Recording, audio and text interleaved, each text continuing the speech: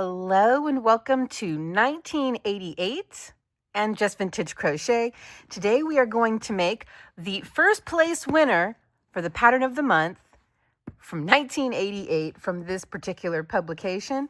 So the material, it is easy. The directions, it does say easy. I actually already started it, but I'm going to start it again with you on camera. I just wanted to make sure that I had it figured out. Look how it looks knit, yet it's crochet. Okay, so it wants 4-ply yarn. Essentially, it wants like a Red Heart Super Saver, and it wants us to use 2 strands at once and a 5mm hook. Well, fortunately, this is an accessory. It's not a wearable. Size doesn't have to be exact. What I'm going to do instead is use this bulky number 5 and a 5.5mm hook instead of the 6 that's required. That way it's a little bit tight, like I'm pretty sure they want. And I did already start it right here. I love the color. By the way, this is Premier Puzzle, 328 yards. I'm not exactly sure how much of this I'm going to need, so you will find the details of yarn amounts in the description box down below. You will also find a link to the pattern. And this has... and the color is Kickball, and let's look at the wraps per inch. Okay, so I got 9 wraps per inch, so obviously anywhere from 8 to 10 wraps per inch with whatever material you're using, or if you're doubling up, and you're going to be fine as far as gauge goes. We're going to start with a chain of 27, and actually I want a nice long tail for weaving in at the end. Okay, so starting with a chain of 27, I will be right back. All right, 27 chains.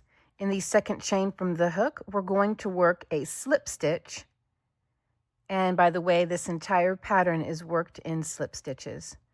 We're going to work a slip stitch all the way to the end.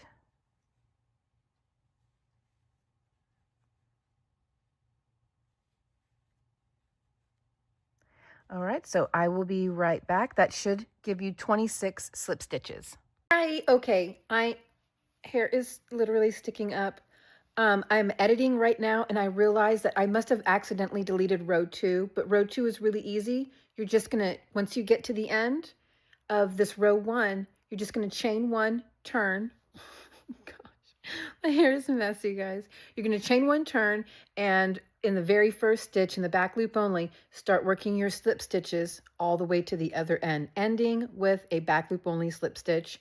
And the next clip you're going to see is row 3, where you're going to start with a chain 2 because we're going to work an increase. Okay, now for row 3, we're going to chain 2 and turn. Now to keep a cleaner edge, what I recommend doing, we're going to work 1 slip stitch in the first chain of our chain 2. I don't recommend jumping into the back because then you'll get a weird bubble on the side. I recommend, and it's awkward, but punching up through the front loop of your chain stitch. Work a slip stitch. This is an increase. There we go. Now, working in the back loop of all your slip stitches, work 1 slip stitch all the way to the end, and you will have 27 slip stitches by the time we get down to the other end because we just increased 1. And in order for this to make sense, we're doing this right here. This is how it will look. So as far as the bag goes, right now we're making, if you lift the flap up, we're making the front panel of the bag, and you see how it's curved here and curved here. We're creating those little curves.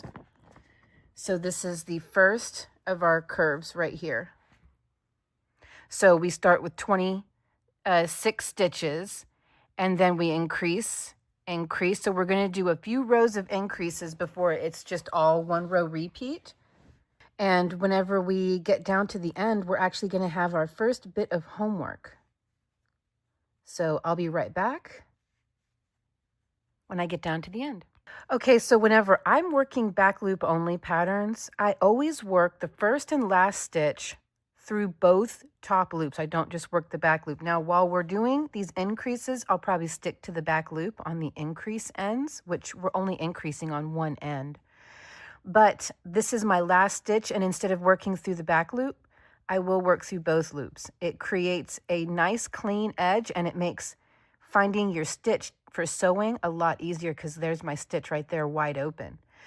Okay, now we're going to turn. Well, we do need to chain because we're doing slip stitches. Normally I don't chain whenever I turn unless it's for a double crochet or something. And we're going to work just a plain row of slip stitches. So again, through both loops, I'll work my first stitch and then the back loop only. Now, when I say plain row, we're not working any increases because we only increase on this edge here. But whenever you do get to this edge, you're going to chain 2 and turn because you're going to increase the next row. And that is your homework. So this is row 4. So row 4, 5, 6, and 7, you're going to repeat these last 2 rows. So row 5 is an increase row, 6 is a non-increase row, plain row. And then row 7 is going to be an increase row. So you're going to end on an increase row. Very easy. In fact, I'll write it out for you.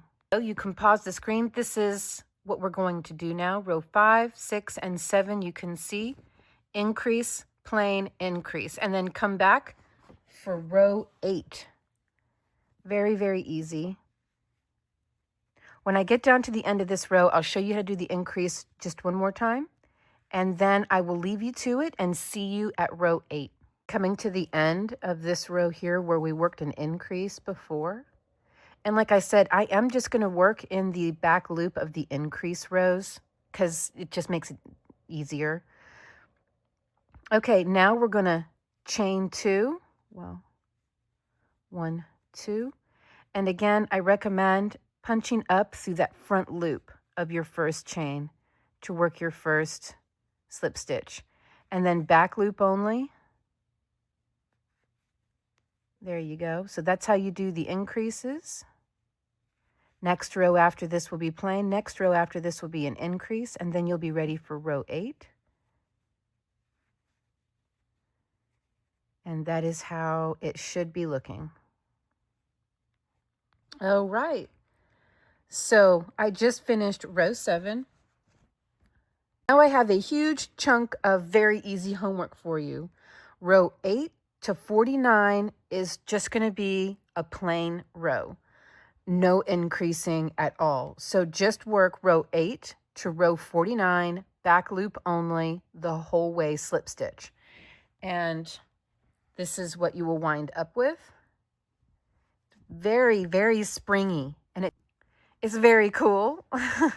So I am actually at row 49 here.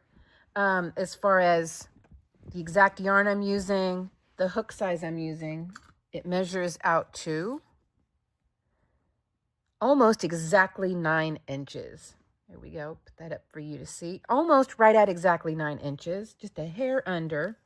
Now I'm ready to create the other curve, and then we move on to the front flap. So I'm going to put this away, and I forgot to mention, also with this pattern, I won't be making the shoulder strap, although it's a very easy explanation. By the time you're done making this bag, the shoulder strap is going to be self-explanatory. But I wanted to go with something that didn't look all like, you know, one color or one ball of yarn. So I picked this up from Amazon. I will leave a link for it down below. Don't quote me. I think I paid somewhere around $12 for this.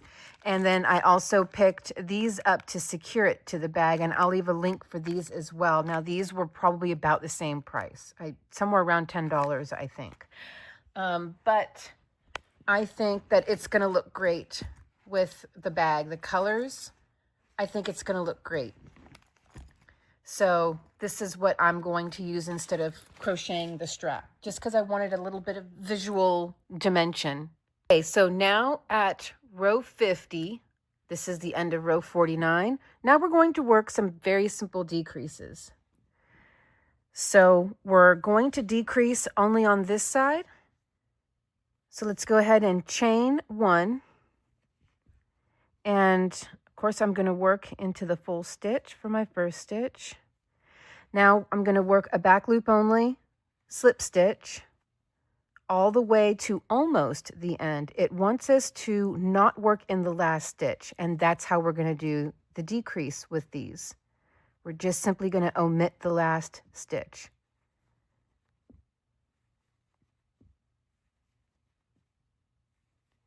I have 2 stitches left to work, one here and one here. So going to omit the last stitch, and through both loops, of course you don't have to work through both loops, it's just something I suggest, that's all.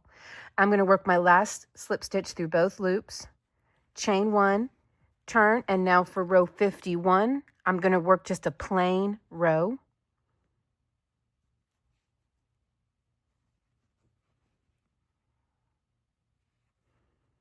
Okay, so I'll be right back when I get to the end of row 51. Actually, I could just give you your homework.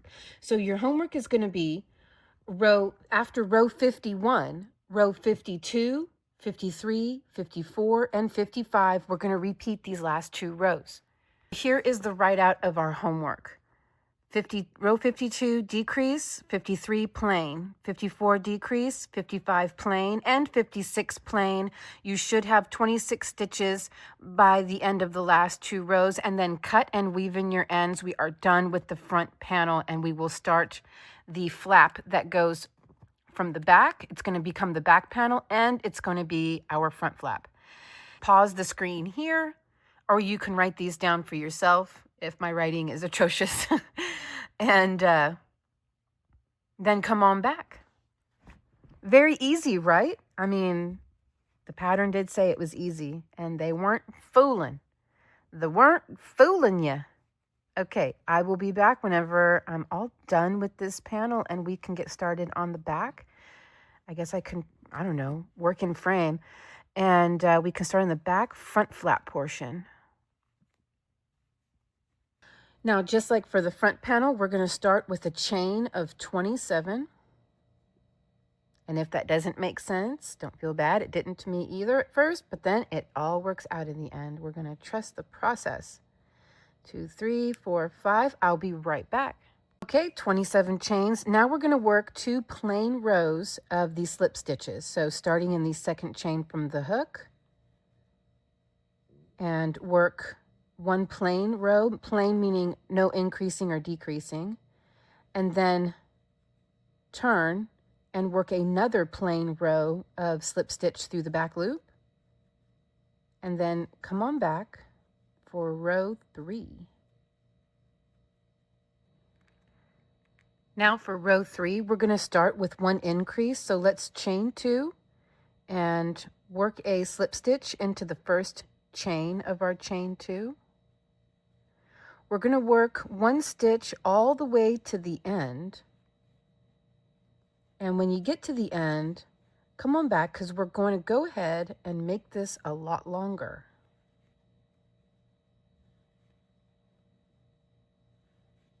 Okay, so instead of working through both loops, I'm just going to work a slip stitch through the back loop of the last stitch. And now let's chain 37.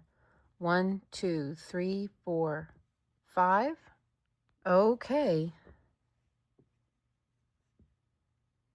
Into the second chain from the hook.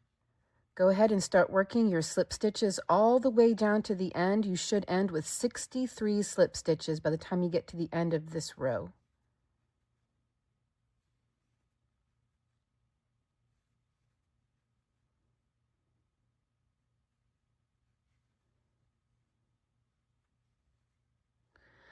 Okay, and then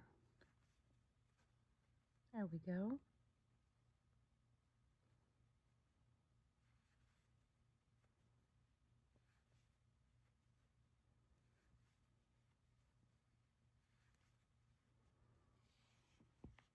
So that is how that should be looking. And I didn't mention we're on row 4, but yeah, that's how that should be looking. So I'm going to work my way to the end and then I'll be right back.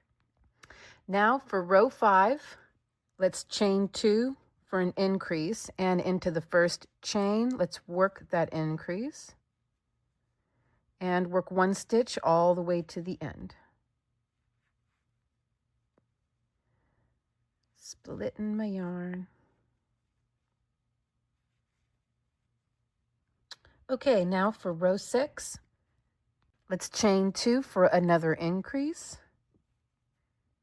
and work that increase, and 1 slip stitch into every stitch to the end.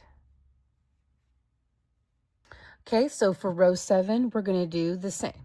We're going to chain 2 and work an increase and work 1 slip stitch all the way down to the end.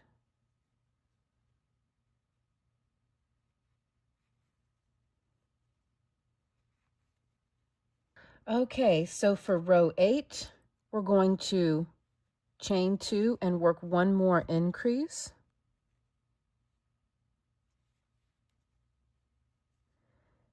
There we go, 1 stitch, back loop only, every slip stitch. Okay, so I will come back when I get down to the other end of row 8. Row 9, let's chain 1 this time and work, let's see here, always hard time seeing the very first stitch. There we go, let's work 1 stitch all the way to the end.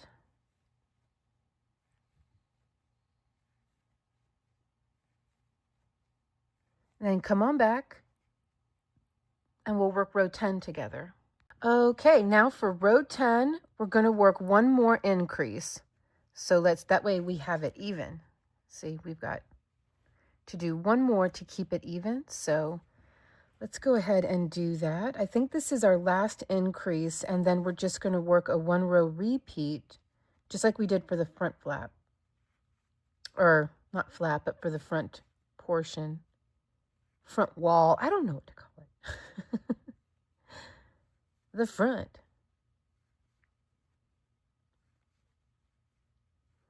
Okay, so I will be back for row 11, and row 11 is where we're going to start our lengthy homework.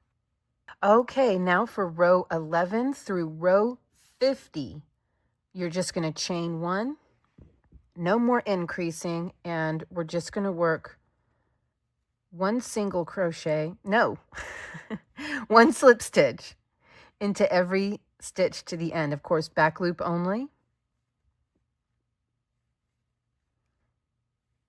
So row 11 through to the end of row 50, and then I'll jump back on whenever we are ready for row 51. Right now we're ready to work row 51. Here is the end of row 52. I'm sorry, the end of row 50. I was just looking at the pattern and I'm looking at row 52. So we have a little bit of homework. So rows 51, 52, 53, 54, 55, and 56. So the next 6 rows, we're going to work decreases on both sides, meaning row 51, we work to the end, and then we skip the last stitch. Chain 1, work all the way to this end, skip the last stitch. Chain 1, turn, skip the last stitch. Over and over again for the next 6 rows. So now I am on row 1 of our 6 row decrease. So here we go. We're just going to chain 1.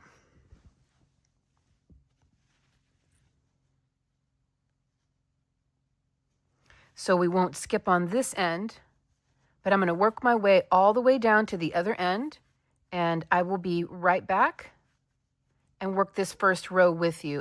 After that, you'll have it. It's really easy. Okay, I'll be right back. All right, so for the end of row 51, I have 2 stitches left, 1 and 2. So I'm just going to work into my last stitch, and I'm sorry, into the second to last stitch, leaving the last one unworked. chain 1, turn, and repeat. Work until there are 2 stitches left, 1 and 2, and only work into this stitch, chain 1 and turn. So this is row 2 of the 6-row decrease. All right, so that's pretty much it. Very, very simple. So come on back whenever you have worked your 6 rows of decreases. Okay, worked my 6 rows of decreases. Now we have to work this part right here with, see here, 26 stitches across. So chain 1 and turn.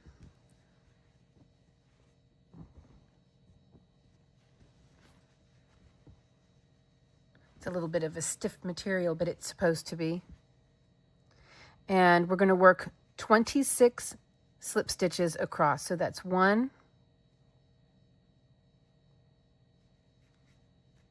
2, 3, 4, 5. Be right back. Okay, so on the pattern, this was row 57 that we just worked. So now we're going to chain 1, and that's 26 stitches across, row 57, and finally 58, our last row, and we're just going to work 1 slip stitch in each back loop only stitch across. Work 1 more row across, and then this is it. This is row 58. This is the last row. So I will be right back. So I'm finding that even though the pattern ends right here, we may need to do another row. As you can see, this is about 3 rows here, and with 2 rows here, we're quite a bit shorter, and it's not quite lining up. It looks like we need to do 1 more row. So my recommendation off pattern is to do 1 more row. So essentially a row 59. Let's see if this makes a difference.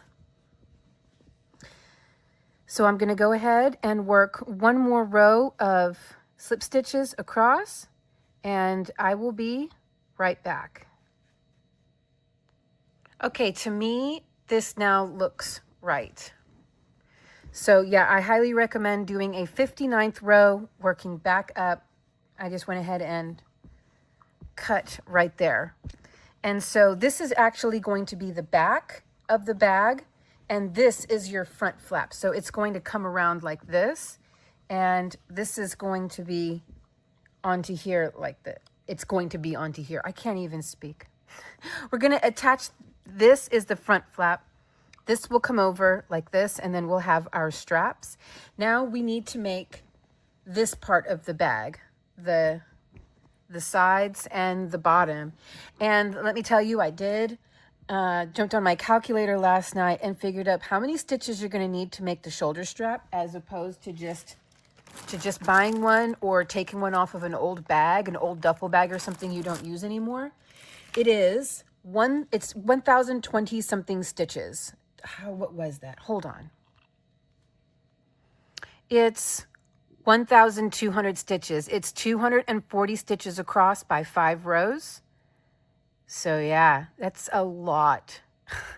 So to make the strap, you just chain 241 in the second stitch from the hook, the second chain from the hook. Start working your slip stitch, back loop only, chain 1, turn for 5 rows. That's it, but it's a bit of a commitment. Okay, so let's get on to the walls and the bottom, and then we will assemble. I'll be right back. Okay, so for the sides and the bottom, it's just a 1 row repeat. We're going to start with a chain of 89, and then we're going to work 88 stitches across for 20 rows. Okay, so I was able to work that up a lot faster than I thought, and I didn't do a full 20 rows. And that's because I don't want it to be super deep. In my opinion, this bag doesn't look super deep, and this is a part of what attracted me to this bag, was that it was kind of slim and low profile. And so I found that at 15 rows with the hook and material I'm using, I'm getting 2.5 inches in depth. You know, I like that. I prefer that. That is what works for me. And it's going to work good for the size strap that I have too. It won't look too off. And I'm also going to show you how I am seaming this. I'm going to undo this. I just wanted to practice with it a bit. The reverse crab stitch, I'm sure that other people call it other things. That's fine. But I like it on the outside of the bag. I feel like it gives it a bit of a seam, sort of a little bit more to look at, a little bit more dimension. But you can see how this is, I had to stretch this just a little bit, just like that. And this is going to wrap around. We're going to work it up to the side, just like this. And then, there we go. We will put the front panel on. Hold that right there. We'll put the front panel on, and that will finish the bag. And you can see what I mean about the depth of it. I really feel like this is quite deep enough for a bag. And then I will put the strap on. So this is what I have left from just one skein. So I was able to make this whole bag essentially with one skein. So that's pretty cool. Now, if you want to make your own strap, you're going to need 2. Okay. So this is the seam I'm working with. I really like the way it looks. It's quite rounded. It looks braided. If my yarn didn't have the variegation going on and this sort of color speckling going on, you would be able to see how this looks like a rolled braid. It's a really cool looking stitch. So here we go. I'm going to undo this.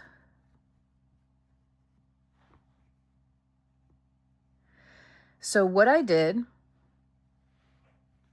this is my last row, the 15th row, and I did not switch hooks. So without chaining one, turn this like this,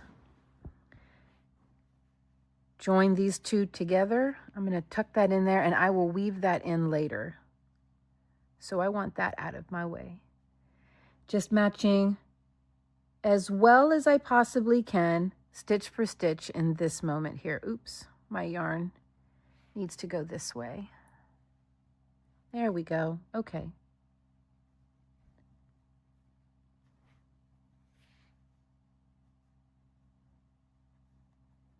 Now that was just the loop. I still have to work that last stitch. So I'm going to go into the side of the very last stitch I worked, and then back into that same stitch. Actually, highly recommend you give yourself a little slack on your working loop here, or else the reverse crab stitch is going to be a pill. You need it to be loose like this. Then you spin your whole hook around, and let me see if I can do that without my hands being in the way. You're going to spin the hook around like this to create a twist, yarn over and pull through. And sometimes if it's too tight, just twist the opposite direction. Do you see how the stitches look? Open those stitches up a little bit and you can pull it right on through. And then that's it. You're just going to work each stitch down and around and back up again like this if you want to do this. Now let me zoom down for you. I had it zoomed out so that you can see the construction. There we go. So now the next stitch over, and bear in mind these are the sides of the stitches. Very easy to get into though. There's one strand right there, so there's no front or back loop. It's just the strand that's available right there. And one more time. That's loose. You definitely want that. Then we spin, and I'm only spinning it like this so that you can see. And pull through.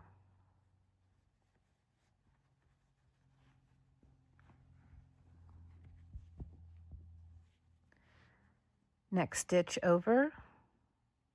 This, if you're not used to this stitch, it might be a bit slow going at first, and then it will pick right up.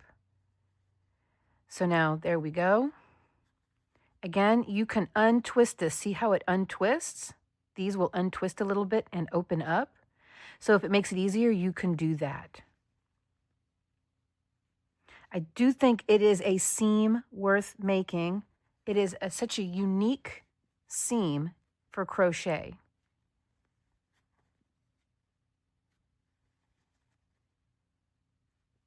Make sure that's loose. Loose. Pull through. See, it's a lot easier whenever you do things loose. Keep it loose. Go through. Spin it around. And there you go. Try this stitch out with plain, like solid colored yarn without all the speckling and the variegation. It creates this rolled braid, and not like a regular braid. It almost looks like a Dutch plait, like something the Vikings would do with their hair. You know, it's very unique looking, very cool looking.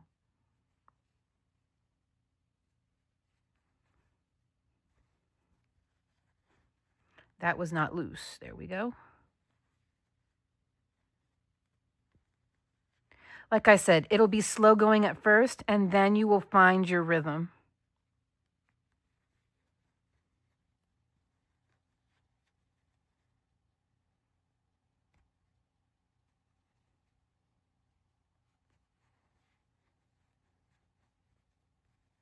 This one here is going to be tight. I can just tell. So I'm going to open that up like that. Just give it a little twist, and then I can pull through.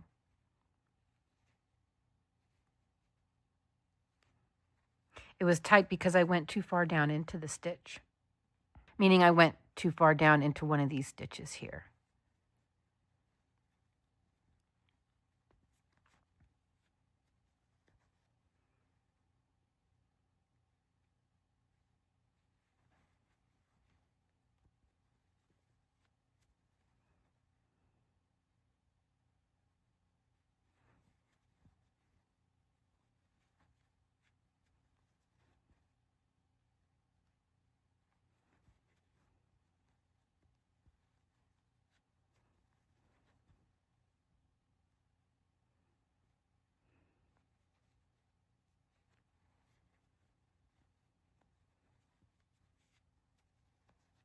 It's a very fun stitch to play around with. Oh, got to loosen that up. There we go. Okay, so when working along the bottom, it's going to stretch open and you're going to have valleys and protruding ridges. I'm only working through the protruding ridges. I'm ignoring the valleys. If you work through every single section, not only will you open the work up down here, but you're also going to wind up with your strip being down here. I mean, you're just going to use up all of your strip on this bottom portion here. So you're going to have to, in order to make room for your strip to reach all the way up to the top of the other side flush, I am only working through these portions right here. I'm skipping the valleys. So I will, and it's the same on the curves. So whenever I worked the first curve over here, I only picked up these stitches right here to work into. But here we go. Pick up a stitch on the strip, skip the valley, and come to the protruding ridge. I don't know what else to call it. I know that it sounds weird, protruding. Some words just sound weird, I guess, to me. And then complete my stitch. Next stitch over, skip the valley and go for the protruding ridge, the protrusion. What do we call it? What do we call it? How about the hills and the valleys? That sounds a little nicer. Okay, so we're going to skip the hills and no, we're going to skip the valleys and only work into the tops of the hills. That way it sounds less medical.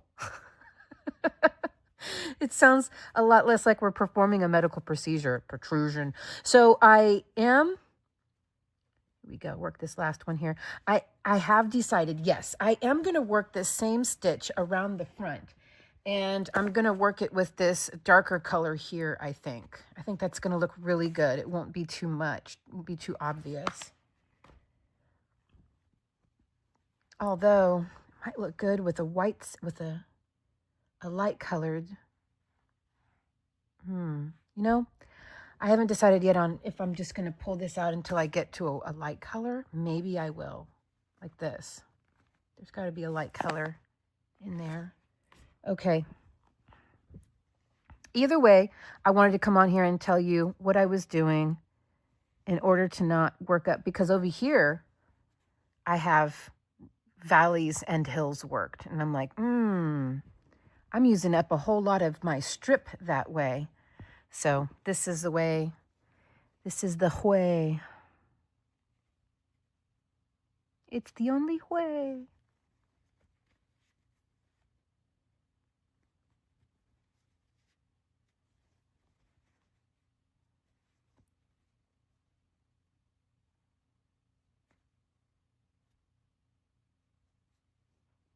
Sometimes they're just a little hard to get into.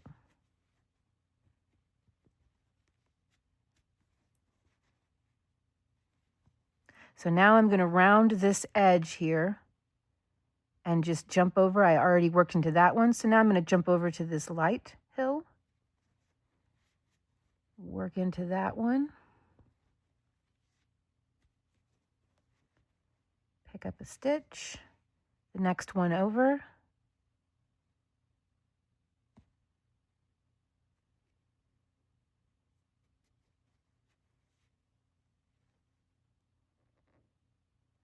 Boy, some of these stitches, they don't want to be worked into. They just don't.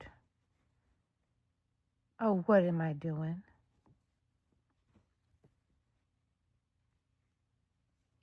Okay, next one over.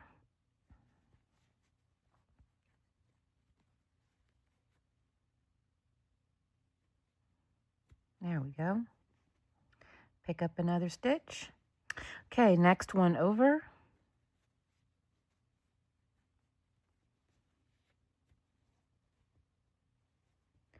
Pick up the next stitch.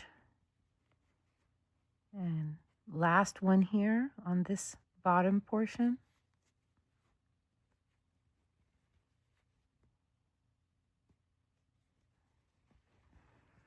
Okay, and I've got plenty of stitches now to work my way up.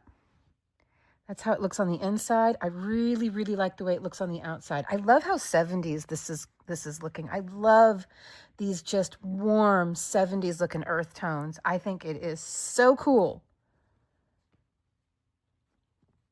Okay, pick up another stitch. And now this should be a lot easier because the stitches on the side will be easier for me to see.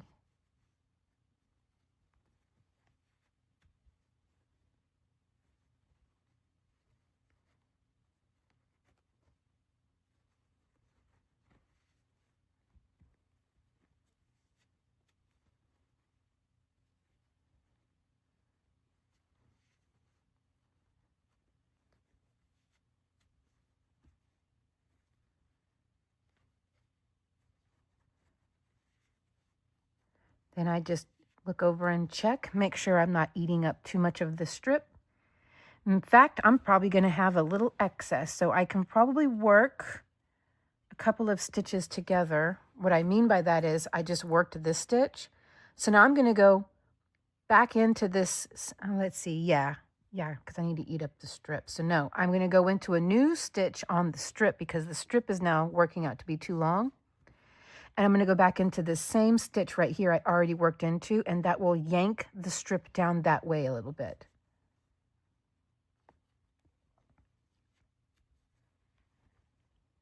There we go. Look at that. That's all you have to do, and it just sort of yanks the strip down. And it won't look strange either on your edge. You won't be able to tell at all. And then as you work, if it looks like your strip is working out to be too long again, maybe you need to do it one more time.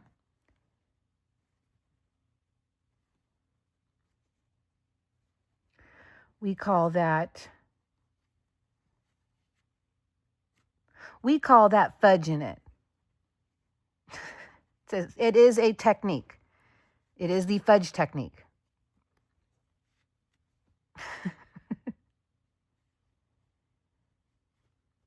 Or so we like to say around here. We're professional. Everything is a technique. Everything is done on purpose.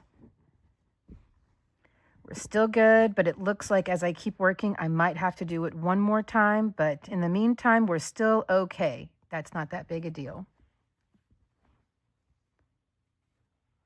So I just worked up a little further and it looked like it was getting to be too long, but whenever you push down on this corner right here and straighten everything out, it lines up just fine. So I only needed to fudge 1 stitch still. And yeah, this is cool. This is turning out to be very cool. I'm happy. Okay, I'm going to finish this up and then we can attach the front portion. Okay, so I want to show you how I want to end this, but first let's just take a quick peek. I think it's turning out really good. And here's how that seam stitch is looking. I think it looks really good too. And it's nice and firm. Okay, so I just worked my last stitch. So now what I'm going to do is just jump over here and work a little slip stitch. So I just jumped over to the very next available stitch over, just like that. So I'm going to have a few tails to sew in. There we go. Now for the front panel, I think I'm going to have enough of this to sew the front panel on.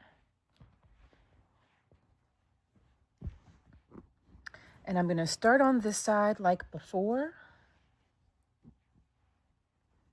And I'm going to do basically everything exactly like I did before.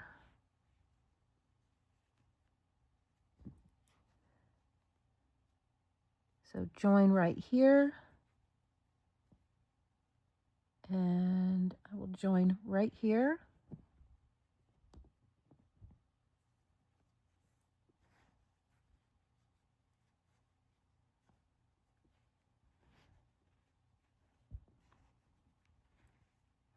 Chain 1, go back into that same stitch I just joined into and work my first reverse crab stitch. And we're off.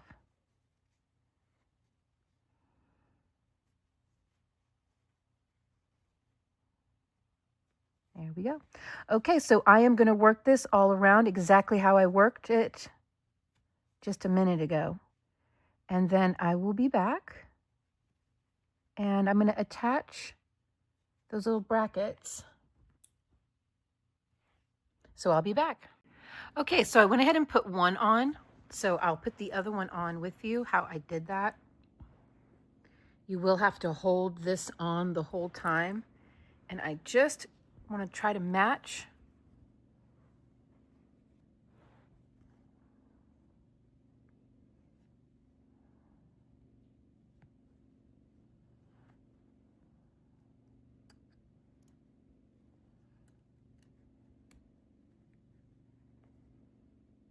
Okay.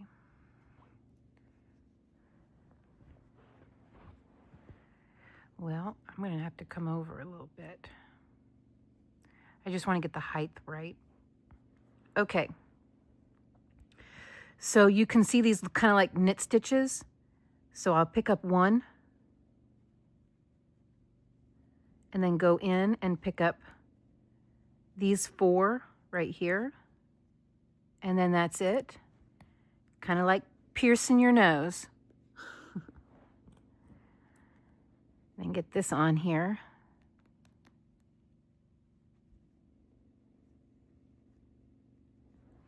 Then I'm going to use this little grip here to tighten that all down.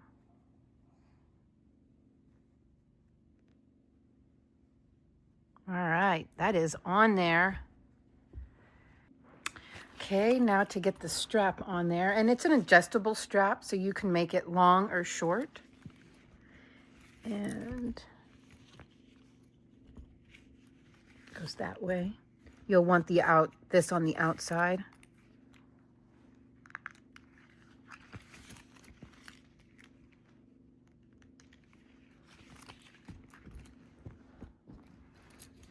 There we go. My new bag. Now to go get dressed, pair it with an outfit, and show you a reveal.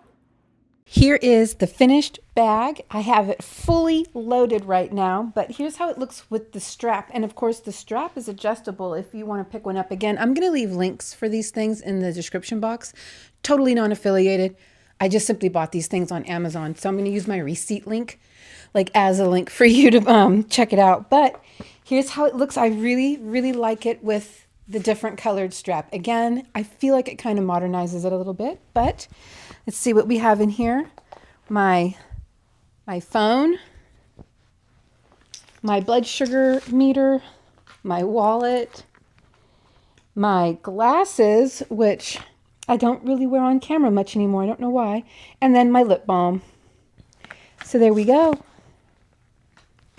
Put everything back.